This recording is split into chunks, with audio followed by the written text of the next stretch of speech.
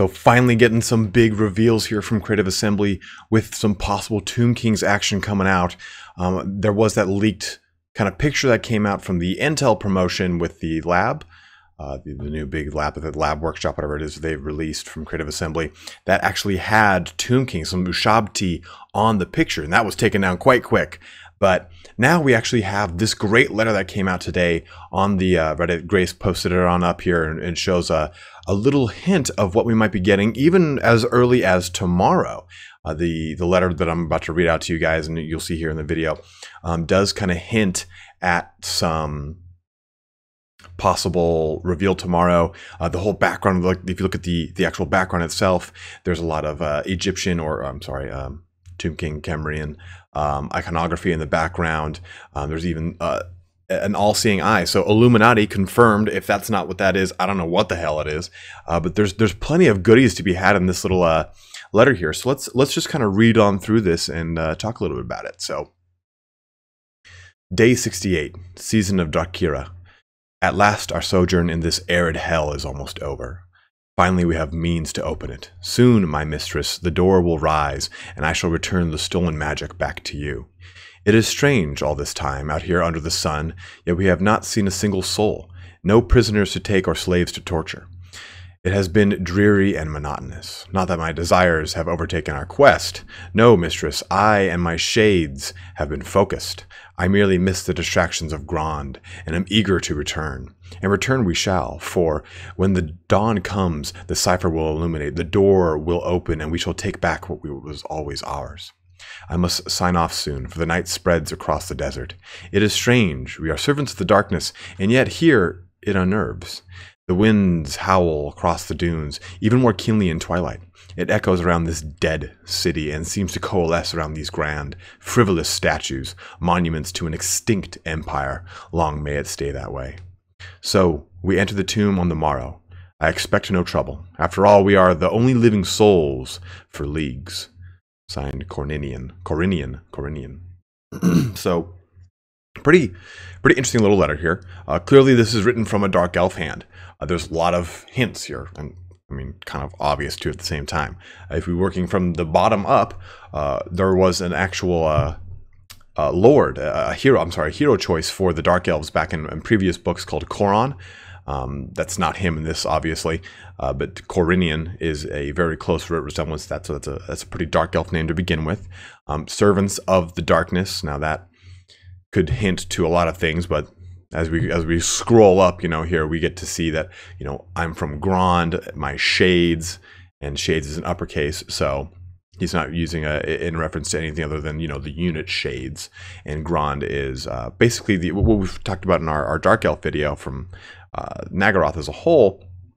We know that Grand is basically the sorceress capital, the northernmost city of Nagaroth, and that's actually where we find Marathi. So is this letter addressed to her? Hard to say. It could be addressed to any sorceress of Grand. It wouldn't really, it wouldn't make a difference here, because that's just kind of the relationship between elves is very frivolous when it comes to sorcerers. They're just having lots of sex for opportunistic things, openings here and there, leveraging, a bunch of stuff like that. As we've talked about, Dark Elves are all about that. But this isn't about Dark Elves. This is about Tomb Kings. And our last little hint here at the very top, Season of Drakira.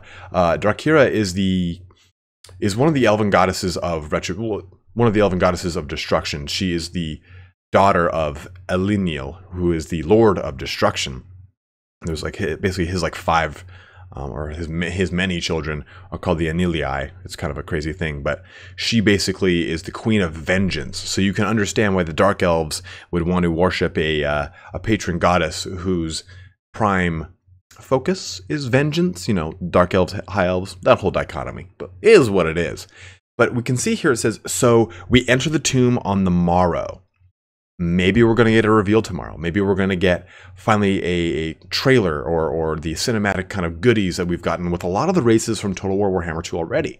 We got one for Skaven. We didn't really get one for High Elves because, why not? Why would we get that? That would suck. But we got one for Dark Elves. We got one for Lizard Men. So maybe we'll finally get something from the Tomb Kings to kind of tease and kind of whet our palate before the eventual release of the Tomb Kings in January. They said that's going to be the first of the DLCs that they launch for Total War Warhammer 2. They use the word cryptic to describe them in their developer blog. So CA being CA, that's kind of their like gentle nod to it being Tomb Kings. Methinks they like to do a lot of punny stuff with words there. But if we take a look at some of the iconography in the back, it is really super evident, like I was saying, that this is probably more than likely going to be a Tomb Kings reveal. If it wasn't, I'd be so surprised. The only other option here would be an Araby, but Araby doesn't go delving through tombs on magic that is not there, with hints to things not being alive anymore. Not Arabian in any way, shape, or form. People jokingly said Dogs of War on the Reddit, which clearly is not the case here, but I still would love to see some Dogs of War. With bated breath, I wait for them. So hopefully we'll get a full trailer release, if not a hint at a roster, something of the sort. We'll probably get the same roster that we've been delivered in previous iterations of the other races, just like they've done with a live stream or with a quick kind of recap of everything that we'll be seeing with the 2 personnel going over everything that'll be in that roster. So I'm excited to do another video on that as we have done on the previous races. We'll cover everything that comes out with Tomb Kings for you guys. And this means that I can finally release the Tomb Kings army video. I had been doing it in 2 parts here, so I can finally finish the second part and get that ready to launch here. I'll probably have it ready so that it'll go out the same day as either the Tomb King army roster launch or the actual Tomb King cinematic. So that way, right as soon as we get the hype train going from CA itself, you guys can at least, again, wet your beak upon the juices of lore that are the Tomb King roster and get an idea for what kind of units we're going to see in that Tomb King army. It's going to be very, very diverse as far as basically a straight up undead Empire counterpart. I mean, a lot of pretty lackluster, low tier as far as staying power infantry front line, but with a lot of really cool, very unique, elite and heavy hitting cav and monstrous units. You're going to have well, maybe not cav, but you'll see. I don't want to spoil too much of the goodies of what's in that army roster, but a lot of just crazy monstrous constructs, a lot of really crazy non-solely skeleton things. You're going to get a lot of stuff that is obviously reanimated, but reanimated in different ways. Like that, like all their constructs themselves are like filled with necromantic magic of a sort. It's not like necromancy in the way that the vampires really use. So we'll go into that as well. And we've kind of touched on their history as a whole, so you guys have an idea, at least going into this Tomb King reveal, what that's going to look like from a perspective of where they're going to place themselves in the geopolitical climate of the Mortal Empire's world.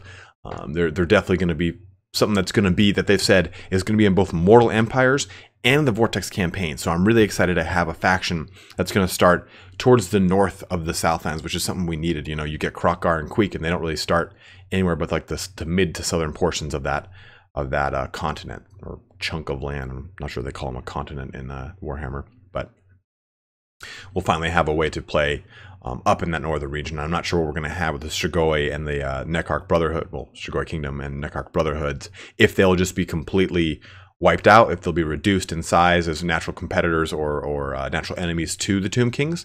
So hopefully we'll start to get a lot of that fleshed out here as early as maybe even tomorrow, as they said. So we enter the tomb on the morrow. He even says like the winds howl across the dunes. He says something about the twilight or dawn.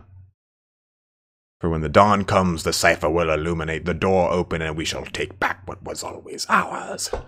And I'm not sure if that's a magical trinket or magic of sort, because we do know from the history of the Tomb Kings, Nagash learned dark magic from a Dark Elf raiding party that he tortured and basically expelled the information from and had them teach him. So essentially, you've got a possibility to link that together, and maybe even a further link up to Nagash down the road. I do not see Nagash as a legendary lord for Tomb Kings out the gate, as that would make no sense, because he was not a Tomb King legendary lord in the book. He was the lord of the Undead Legion, as it were. But that kind of concludes our quick video here today, guys. Just wanted to go over the lore connotations of this letter here, do a quick announcement one, as I always do. You guys seem to really dig these, so glad I could provide some information here for you. Feel free to leave a comment if you hear about anything that I maybe missed in the video, or I'm sorry, in the letter here, or that just kind of circulated through interviews, anything like that. Always happy to kind of congregate information in one location. But thanks for watching here today, guys. Have a good one and take care.